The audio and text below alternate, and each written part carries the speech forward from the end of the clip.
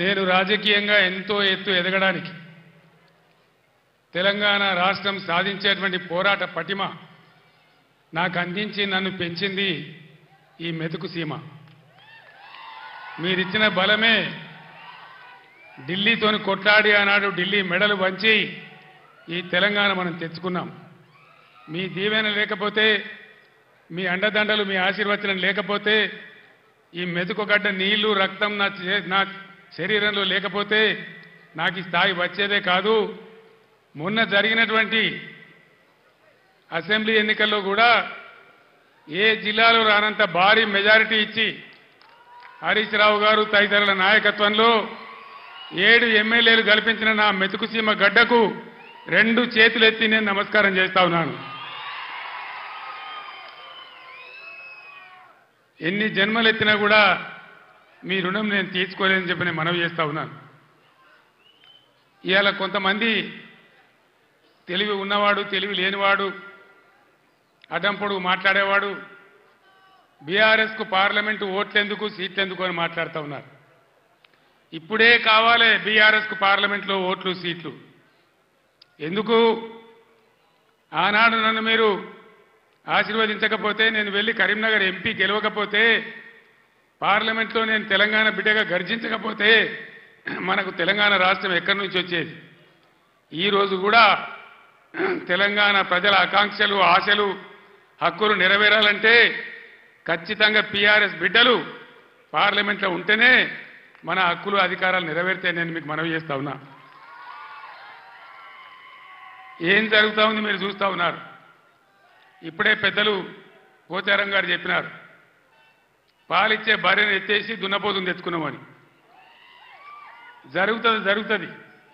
రాజకీయాలలో అప్పుడప్పుడు గమ్మత్తుగా గుడ్డి లక్ష్మి వచ్చినట్టు కొంతమంది లిల్లీ పుట్టుగాళ్ళకు కూడా అధికారం వస్తుంది. వాళ్ళని ఎందుకంటారు లిల్లీ పుట్టని? ప్రజల అధికారం ఎందుకు ఇస్తారు? మాకు సేవ చేయమని, రాష్ట్రాన్ని బాగు చేయమని, గత ప్రభుత్వం కంటే కొన్ని మంచి పనులు చేయమని అధికారం ఇస్తారు, కానీ అడ్డదిడ్డం పనులు చేయమని చెప్పరు. ఇలా ఏం జరుగుతూ ఉంది ఈ రాష్ట్రంలో? నిన్న స్వయంగా మీరు కళ్ళారా చూసినారు. ఈ భారతదేశంలో ఉన్న చట్టాల ప్రకారం, అంబేద్కర్ మహనీయుడు రాసినటువంటి రాజ్యాంగం ప్రకారం ఆర్టికల్ 3 ఆయన పెట్టినాడు కాబట్టి అంబేద్కర్ గారి పుణ్యమాని మనకు తెలంగాణ రాష్ట్రం వచ్చింది. ఆ మహనీయుని గౌరవించుకోవాలని, గుండెల్లో పెట్టుకోవాలని 125 ఫీట్ల ఎత్తున ఉండేటువంటి, ప్రపంచంలోనే ఎక్కడ లేనటువంటి, భారతదేశంలో ఎక్కడ లేనటువంటి అంబేద్కర్ విగ్రహాన్ని మనం హైదరాబాద్లో కట్టుకున్నాం. పోయిన సంవత్సరం మీరందరూ కూడా చాలామంది వచ్చినారు, బ్రహ్మాండంగా దాన్ని ఆవిష్కరణ చేసుకున్నాం. కానీ నిన్న అంబేద్కర్ జయంతి, ఆ విగ్రహం పెట్టిన తర్వాత జరిగిన తొలి జయంతి, ఈ లిల్లీ పుట్టుగాల ప్రభుత్వం ఏం చేసింది? అక్కడికి గవర్నమెంట్ పోలే. ఆ మహనీయునంత హిమాలయ పర్వతం అంతా ఎత్తున్న విగ్రహానికి ఒక పువ్వు పెట్టలే, ఒక పూలమాల పెట్టలే, అంజలి ఘటించలే. అనేక రాష్ట్రాల నుంచి ప్రజలు వచ్చినారు చూడడానికి. వాళ్ళ కనీసం మంచినీళ్ళు ఏర్పాటు చేయలే, గేట్లు బంద్ చేసి తాళాలు వేసినారు. దీన్ని ఏమంటారు? అహంకారమా? కండకావరమా? ఏమనుకోవాలి దీనికి? అజ్ఞానమా? ఎవరు పెట్టిన విగ్రహమే కదా, మనం ఒక విగ్రహమే పెట్టుకోలే. ఆయన పెట్టిన ఆర్టికల్ 3తోనే తెలంగాణ వచ్చింది కాబట్టి రాష్ట్ర సెక్రటేరియట్ కూడా, సచివాలయానికి కూడా అంబేద్కర్ మహనీయుని పేరే పెట్టుకున్నాం. విగ్రహం కాడికి పోలే. మరి ఆ సెక్రటేరియట్ ఎందుకు కూర్చుంటున్నారు? సిగ్గు లేకుండా కూర్చుంటున్నారా? అది కూడా అంబేద్కర్ పేరు మీదనే ఉన్నది కదా. యాదగిరి గుట్ట కూడా బీఆర్ఎస్ గవర్నమెంటే కట్టింది. మరి ఆడికి పోయి ఎందుకు మొక్కుతున్నారు? ఎమ్మెల్యేలు ఉండే క్వార్టర్లు కూడా బీఆర్ఎస్ గవర్నమెంటే కట్టింది. గెలిచిన కాంగ్రెస్ ఎమ్మెల్యేలు దానిలో ఎందుకుంటున్నారు? అంటే అన్ని తీసేస్తారా? మిషన్ కాకతీయ చెరువులు బంద్ చేస్తారా? ఏమేం బంద్ చేస్తారు? ఈ లిల్లీ పుట్టుగాలని నేను ఎందుకన్నా అంటే దీనికే అన్నా. ఒకనాడు ఇదే లిల్లీ పుట్టాల పార్టీ సింగూరు ప్రాజెక్టు మన నోరు కొట్టి మన ఎండబెట్టి ఒక డ్రాప్ ఒక చుక్క నీళ్లు కూడా మనకి ఇయ్యలే హైదరాబాద్కి ఇచ్చినారు బాధపడ్డాం ఏడ్చినాం పొలాలు ఎండిపోయినాయి అక్కడ నిజామాబాద్ వాళ్ళు ధర్నా ఇక్కడ మెదక్ వాళ్ళు ధర్నా ఇయ్యలే తెలంగాణ వచ్చినాక కదా ఇదే హరీష్ రావు ఇరిగేషన్ మంత్రిగా ఉండి జటా కాలువలు తవ్వి నీళ్లు సింగూరు కాలువలు తవ్వితే కదా అందులోకి నీళ్ళు వచ్చినాయి పంటలు పడినాయి ఎక్కడి నుంచి వాడుకున్నాం సింగూరు నీళ్లు ఇచ్చినరా వీళ్ళు వచ్చినాయా అన్నాడు నీళ్లు ఇవాళ ఏం చేస్తారు ఈ లిల్లీ పుట్టుగాళ్ళు సంగమేశ్వర బసమేశ్వర 2 లిఫ్ట్లు పెట్టుకున్నాం బ్రహ్మాండమైనటువంటి కాళేశ్వరం నీళ్లతోని సింగూరుకు లింక్ పెట్టుకున్నాం కాబట్టి అటు నిజాం సాగర్ కానీ ఇటు మెదక్ జిల్లా కానీ మలన్న సాగర్తో కలుపుకున్నాం కాబట్టి బ్రహ్మాండంగా సంగమేశ్వర బసమేశ్వర నారాయణ ఖేడ్కు జైరాబాద్కు నీళ్ళు వచ్చేటువంటి లిఫ్ట్లు పెట్టుకున్నాం అక్కడ 1,00,000 ఎకరాలు ఇక్కడ 1,00,000 ఎకరాలు ఆందోళన నియోజకవర్గానికి కూడా 1,00,000 ఎకరాలు ఎక్కడ పెట్టిన దాన్ని ఎందుకు పడబెట్టినరు ఎందుకు కోల్డ్ స్టోరేజ్లో పెట్టినరు దయచేసి మీరు ఆలోచన చేయాలి నేను మీ అందరినీ కోరుతా ఉన్నా దళిత బిడ్డలను దళిత మేధావులను నేను కోరుతా ఉన్నా అంబేద్కర్ గారిని అవమానిస్తే మనం మౌనం పాటించుదామా దళిత బంధు పెడితే నోరు మూసుకొని పడిందామా ఇవాళ వాళ్ళకి చురుకు పెట్టాలి ఇదే పార్లమెంట్ ఎన్నికల్లో బిడ్డ మీరు మోసం చేస్తే గుద్దిత కింద పడకూడదామనే జవాబు మీరు చెప్పాలని చెప్పి నేను మిమ్మల్ని కోరుతా ఉన్నా తెలంగాణ ఉద్యోగ ఉపాధ్యాయ సోదరులకు కూడా నేను కోరుతా ఉన్నా ఏం జరుగుతా ఉంది 4 నెలల సమయంలో ఇప్పుడు 5వ నెలకు వచ్చింది గవర్నమెంట్ వచ్చి మీకు మేము ఎంత గౌరవం ఇచ్చినాం ఆగమాగం కావద్దు ఎలక్షన్ వస్తే పిచ్చోళ్ళలాగా ఓట్లు వేయద్దు నిలకడగా ఆలోచన చేయాలి నిజానిజాలేందో తెలుసుకోవాలి అప్పుడే మనకు సరి అయిన న్యాయం జరుగుతుంది ఈ ప్రభుత్వం మెడలు వంచి మొన్న వాళ్ళు చేసిన ఆగమాగం హామీలు ఏవైతున్నాయో అవి నెరవేర్చాలంటే పార్లమెంట్ ఎలక్షన్లలో సురుకు పెట్టి చూపెడితేనే అవి సాధ్యమైందని నేను మీ అందరికీ తెలియజేస్తా ఉన్నా ఇవన్నీ మీకు కనబడతలేవా నేను చెప్పానా ఉద్యోగులను ఎంత గౌరవించినాం ఎంత జీతం ఇచ్చినాం ఎంత పెద్ద పీఆర్సీలు ఇచ్చినాం తెలంగాణ స్పెషల్ ఇంక్రిమెంట్ ఎట్లా ఇచ్చినాం ఇవన్నీ మీరు మర్చిపోయి ఇలా ఆగమాగం అడివడే అవుతామంటే మీరే నష్టపోతారు తప్ప బీఆర్ఎస్ పార్టీ కాదు మీకు తెలివితేటలున్నాయి కాబట్టి బుద్ధి ఉంది కాబట్టి గౌరవం ఉంది కాబట్టి ఆలోచన చేసి చెక్ బ్యాలెన్స్ చేయాలని చెప్పి తెలంగాణ ఉద్యోగ ఉపాధ్యాయ సోదరులను కూడా ఈ సందర్భంగా నేను మేధావులుగా మీరు ఆలోచించాలని ఈ గవర్నమెంట్ ముక్కుతాడేయాలని చెప్పి నేను మీకు కూడా అప్పీల్ చేస్తా ఉన్నా ఇక్కడికి పోయి మన కరెంటు 9 ఏళ్ళ కన్నురేప కొట్టినంత సేపు అయినా కరెంటు పోయిందా ఇవాళ పోతుందా మరి ఇట్లే పోవన్నా ఉండాలి కదా ఉండాలంటే పార్లమెంట్ ఎలక్షన్లో బీఆర్ఎస్ గెలవాలి మెదక్ల వెంకట్రామరెడ్డి జైరాబాద్లో అనిల్ గెలిస్తేనే ఎల్పడ దాపడ కోళ్ళలాగా ఉన్నారు ఇద్దరు కూడా చదువుకున్న వాళ్ళు ఒక ఆయన ఐఏఎస్ అధికారి ఇంకొక ఆయన తెలంగాణ ఉద్యమకారుడు బ్రహ్మాండంగా ఈ కాంగ్రెస్ ముక్కు విండి మీ హక్కులు సాధించాలంటే వాళ్ళని గెలిపించాలని చెప్పి నేను మిమ్మల్ని కోరుతా ఉన్నా గెలిపిద్దామా కారు గుర్తుకే సభ అయిపోలేదు ఉండండి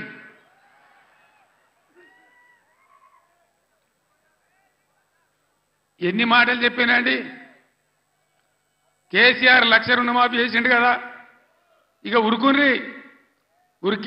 2 లక్షలు తెచ్చుకోని చెప్పిండ్రా డిసెంబర్ 9 నాడే మాఫీ చేస్తాం ఎదురైన ఆడవిళ్ళకి 2,500 ఇస్తాం ఎన్ని చెప్పిండ్రు ఒక్క మాట అన్న ఖాయం ఉన్నదా మరి ఏం జరగాలి ఇప్పుడు ఈ రాష్ట్రం ఇట్లే పోవన్నా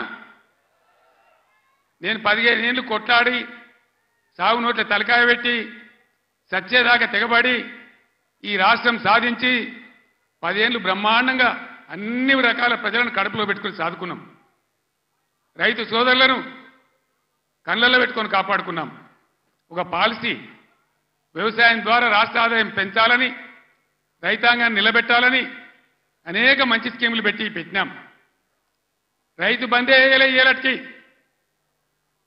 పూర్తి మందికి రాలే పంటలు వచ్చినాయి, అవి కొనే దిక్కులేదు. కనీసం మద్దతు ధర పోగా 500 బోనస్ ఇస్తామన్నారు. బోనస్ బోగసేనా? బోనస్ వసూలు చేయన్నా? ఈ ప్రభుత్వాన్ని మెడలు వంచానా? వంచాలంటే మేము కొట్టి వంచాం, మీ ఓటు ద్వారానే వంచాలి. సిద్దిపేటలో మంచి దారి చూపించారు. హరీష్ నాయకత్వంలో పోస్ట్ కార్డుల ఉద్యమం చేస్తా ఉన్నారు. ఇవాళ ఇక్కడ సంగారెడ్డి ఈ వేదిక నుంచి నేను యావత్తు తెలంగాణ రైతాంగానికి పిలిపిస్తా ఉన్నా. 2 లక్షల రుణమాఫీ వెంటనే చేయాలని, ఎండిపోయిన పంటలకు 25,000 నష్టపరిహారం ఇవ్వాలని, ఎకరానికి బోనస్ ఖచ్చితంగా ఇవ్వాలని, వడ్లు వెంటనే కొనుగోలు చేయాలని రాష్ట్ర వ్యాప్తంగా రైతాంగం దయచేసి రేపటి నుంచే పోస్ట్ కార్డు ఉద్యమం మొదలు పెట్టాలని కూడా సిద్దిపేటను మార్గదర్శకంగా తీసుకొని చేయాలని నేను కోరుతా ఉన్నా. ఇవన్నీ చేయాలని అడిగితే ఇప్పుడే పోచారం గారు అన్నాడు, ఒక మంత్రి ఏమో రైతు బంధు అడిగితే చెప్పుతోని కొట్టిండ్రు అంటాడు. ఇంకో ముఖ్యమంత్రిని ఇవన్నీ ఏమైనాయి, ఎందుకు ఏమని గట్టిగా నిలదీస్తే ఏం మాట్లాడతారు లిల్లీ పుట్టుగాళ్ళు? నీ గుడ్లు వీకి గోటీలు ఆడుకుంటాము, నీ పేగులు తీసి మెడలేసుకుంటాము, నిన్ను పండబెట్టి తొక్కుతాము, నీ ముడ్డి మీద షెడ్డి లేకుండా షెడ్డీలు గుంజుకుంటాము. ఇదేనా 10 ఏళ్లలో నేను ముఖ్యమంత్రి ఉన్నప్పుడు ఒక్కసారి ఇటువంటి మాట విన్నారా? ఇంత అగౌరవంగా మాట్లాడినామా? ఇంత అన్యాయం మీ కళ్ళ ముందనే జరగాలన్నా? దయచేసి ఆలోచన చేయాలి. ఎలక్షన్ అంటే ఓట్లు అంటే ఏదో ఆగమాగం ఓట్లేసుడు కాదు. ఇలా సభలో ఉన్నారు, నేనే ఒక 100-150 లారీలు దాటుకుంటూ వచ్చిన, అందులో ఫుల్గా మంది ఉన్నారు. చాలా దూరంలో పోలీసు వాళ్ళు ఆపుతా ఉన్నారు, పోలీసు వాళ్ళు బొమ్మలు వీకేస్తా ఉన్నారు. నేను పోలీసు మిత్రులకు మనవి చేస్తా ఉన్నా, మీ డ్యూటీ మీరు చేయండి. 10 ఏళ్ళు మేము కూడా గవర్నమెంట్ ఉన్నాం. అమాయకులను బెదిరియడం, కొట్టడం, బీఆర్ఎస్ ఫ్లెక్సీలు బికేయడం ఇదా మీ పోలీస్ డ్యూటీ? ఇలా మేము కూడా లెక్క పెడతా ఉన్నాం. నేను పోలీసు పేరెత్తంగానే ప్రజలు ఎట్లా మాట్లాడుతున్నారో మీరు చూస్తున్నారు, ప్రజల గోల చూస్తున్నారు. ఇప్పటికైనా మీ అరాచకాలు బంద్ చేయండి, జాగ్రత్త. లేకపోతే మళ్ళా గ్యారంటీగా బీఆర్ఎస్ అధికారానికి వస్తుంది. అప్పుడు మీ గతి ఏమైందో ఆలోచన చేసుకోవాలి.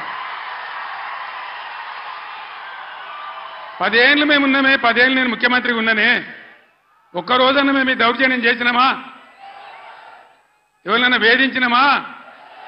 మరి ఎందుకు మీడియాలో మితిమీరిన పనులు చేస్తా ఉన్నారు పోలీసులు? దయచేసి మానుకోండి పోలీస్ సోదరులారా, మేమన్నీ రికార్డు చేస్తా ఉన్నాం.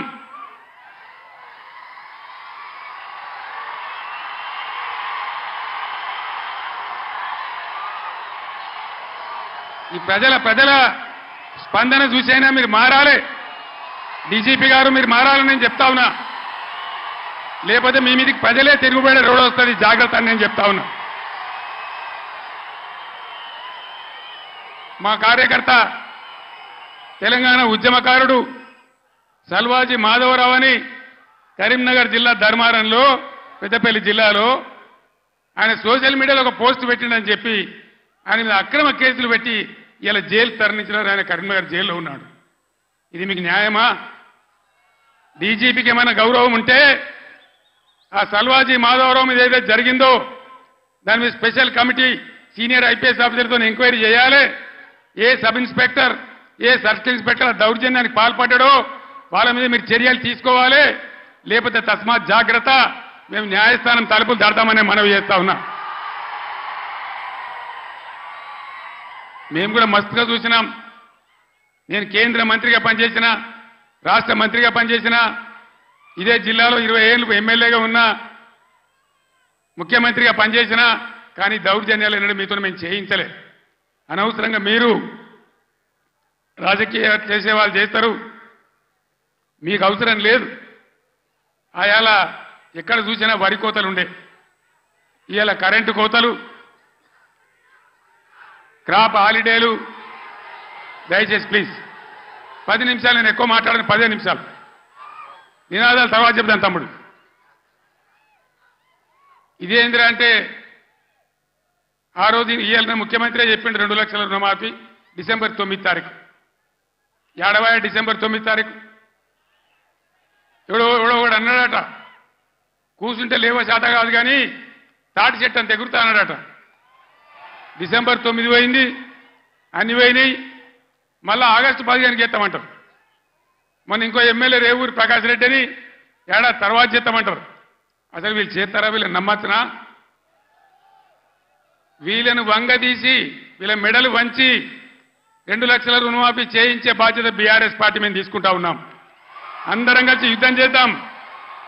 పార్లమెంట్ ఎన్నికల్లో బీఆర్ఎస్ అభ్యర్థులను గెలిపించండి, బీఆర్ఎస్ కు బలాన్ని ఇవ్వండి. రైతుల పక్షాన బీఆర్ఎస్ పోరాటం చేస్తుందని మనవి చేస్తా ఉన్నా. లేకపోతే ఏమైతుంది? ఒక్క నిమిషం ప్లీజ్. స్లోగన్లు తర్వాత ప్లీజ్. అరే బాబు, స్లోగన్లు తర్వాత ప్లీజ్. ఈ మూలకున్నోళ్ళు బంద్ పెట్టన్నా ప్లీజ్. బంద్ చేయవా?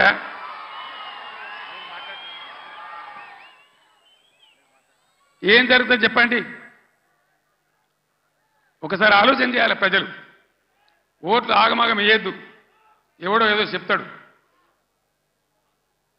ఇదివరకే మొన్న దెబ్బతిన్నాం. మొన్న ఎలక్షన్లో దెబ్బతిన్నాం. కింది మీద అయిపోయినాం. ఎంత ధీమాగా ఉండ్రి రైతులు, ఎంత మంచిగా ఉండ్రి, ఎంత బ్రహ్మాండంగా ఉండే, ఎంత మంచిగా రైతు బంధు మీ బ్యాంకులో పడుతుండే, కరెంట్ ఎంత మంచిగా వచ్చేది, చెల్లుకుంటలు ఎట్లా నిండి ఉండే, ఏ విధంగా నీళ్ళు వస్తుండే, మీ డబ్బులు ఎట్లా కొన్నాము. ఇలా తప్పుడు వానలు పడే పరిస్థితులున్నాయి. అక్కడక్కడ తెచ్చిన వాళ్ళు వడ్లు తడిచిపోతున్నాయి. కాంటాలు పెడతలేరు, కొనుగోలు జరుగుతలేదు. దాని మీద గవర్నమెంట్కు నియంత్రణ లేదు. అందువల్ల దయచేసి మేము కడుపులో పెట్టుకొని కాపాడిన రైతులు ఇలా ఆగమాగం అవుతా ఉన్నారు. రైతు బంధు రాకపోతే అప్పుల పాలైండ్రు. లక్షల కొద్ది మోటార్లు కాలినాయి, ట్రాన్స్ఫార్మర్లు కాలినాయి. 3 ఎకరాలు వేసిన 1 ఎకరమే పండింది. ఆ ఎకరం పండిన దాన్ని కూడా కొనే దిక్కు లేదు. డబ్బులు ఇస్తారో ఈరోజు తెలుస్తలేదు. మద్దతు ధర వత్తలేదు, బోనస్ వత్తలేదు. బోనస్ బోగస్ కానియద్దు. అందరం కలిసి కొట్లాడాలి. నేను ముఖ్యమంత్రికి, రాష్ట్ర ప్రభుత్వానికి హెచ్చరిక చేస్తా ఉన్నా. బోనస్ పేరు మీద మీరు తప్పించుకోలేరు. దానికి ఎలక్షన్ కమిషన్ అడ్డం రాదు. మేము కూడా మీద కంప్లైంట్ ఇయ్యము. ఏ రైతుకు ఎంత బాకీ ఉంటారో అంత బోనస్ చిట్టీలు కూడా ఇలా రాసి ఇవ్వండి. ఎలక్షన్లలో బాండ్ రాసి ఇచ్చారు కదా, అదే పద్ధతిలో ఇలా వాళ్ళకి బాండ్ ఇచ్చినట్టుగా ఇవ్వండి. మీకు అంత కాదంటే ఎలక్షన్ తెల్లారి ఇవ్వండి. కానీ బోనస్ ఎగబెడతామంటే మాత్రం ఇబ్బంది అయ్యే పరిస్థితి ఉంటుందని మనవి చేస్తా ఉన్నా. మిషన్ భగీరథ 6 సంవత్సరాలు ఇంట్లో ఆ ఇంట్లోనే నల్లా వచ్చి నీళ్లు దుంకితే ఎంత బ్రహ్మాండంగా మనం పండగ చేసుకున్నాం. ఒక ఆడబిడ్డ కనవల్లే, రోడ్డు మీద బిందెలు కనవల్లే, నీళ్ళ ట్యాంకర్లు కనవల్లే. ఇవాళ ఏం గతి చేస్తా ఉన్నారు? మళ్ళీ నీళ్ళ ట్యాంకర్లు ఎందుకు వస్తున్నాయి? ఆ లంబాడి తండ బాయి పేరుందో నాకు తెలియదు. ఆ బాయి చిమ్నీ బాయ్ అని మా ఇంటికే నీళ్ళు వస్తున్నాయని నేను పోయిన ఎలక్షన్లో లంబాడి తండకు పోయి చెప్పింది. మరి ఇవాళ మళ్ళీ ట్యాంకర్లు ఎందుకు వస్తున్నాయి? మంచినీళ్ళకి ఎందుకు బాధ పెడుతున్నారు? అంటే శాతగాని ప్రభుత్వం ఉంది, అసమర్థులు ఉన్నారు, ఉన్న వసతులు కూడా వాడుకోవత్తలేదు. 9 ఏళ్ళు నడిచిన కరెంటు ఇయ్యత్తలేదు, 6 ఏళ్ళు నడిచిన నల్లా నీళ్ళు ఇయ్యత్తలేదు. రైతులను కాపాడే పరిస్థితి లేదు, రైతు బంధించే పరిస్థితి లేదు. ఈ విధంగా మళ్ళా మొదటికి తెస్తా ఉన్నారు. ఎన్ని మాటలు మాట్లాడిను. కళ్యాణ లక్ష్మి ₹1,00,000 కాదు, తులం బంగారం ఇస్తాం. ఇచ్చిన రాయనన్న ఒకింటికన్నా వచ్చిందా తులం బంగారం? మరి ఇట్లే కూర్చుందామా? నేను ఎక్కువ గంటల పట్టలు ఉపన్యాసం చెప్పా, 10 నిమిషాల్లో ముగించుదాం. ఏం జరుగుతుందో ఒకసారి ఆలోచన చేయండి. ఇన్ని వాగ్దానాలు చేసి, ఇన్ని మాటలు చెప్పి, మీ ఓట్లు తీసుకొని అధికారంలోకి వచ్చి ఇవాళ అన్నీ ఎగబెట్టి మళ్ళా ఎలక్షన్లో వచ్చి ఓట్లు అడుగుతారు. ఎట్లా వేస్తారు ఓట్లు? నాకు అర్థం కాదు. వేస్తే ఏమవుతుంది? ఏం జరుగుతుంది వేస్తే? మేము ఎన్ని చెప్పి, ఎన్ని అబద్ధాలు చెప్పినా మళ్ళా మాకే గుద్దిండ్రని ఆయనతో ఏం లేకుంటే ఎగబెడతారు. ఇలా ఉల్టా గుద్ది బీఆర్ఎస్ని గెలిపిస్తేనే బీఆర్ఎస్ మొత్తం ప్రభుత్వం మెడలు వంచుతుంది. మీకు న్యాయం జరుగుతుంది తప్ప వేరే విధంగా జరగదని చెప్పి నేను తెలియజేస్తా ఉన్నా. అందుకోసం ఒకటే మాట మీరు ఆలోచన చేయాలి. ఇవాళ అనేకమైనటువంటి ఇబ్బందుల్ని